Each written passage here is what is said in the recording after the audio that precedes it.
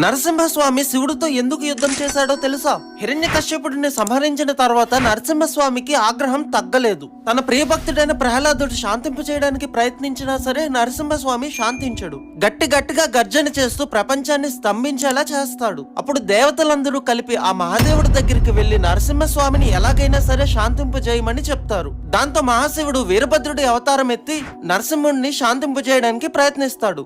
అది విఫలమవడంతో శివుడు అతి భయంకరమైన శరభావతారం ఎత్తుతాడు. శరభేశ్వరుడు సింహపు తలతో, గ్రద్ద రెక్కలతో, పదునైన గోర్లతో, పొడవాటి తోకతో ఉంటాడు.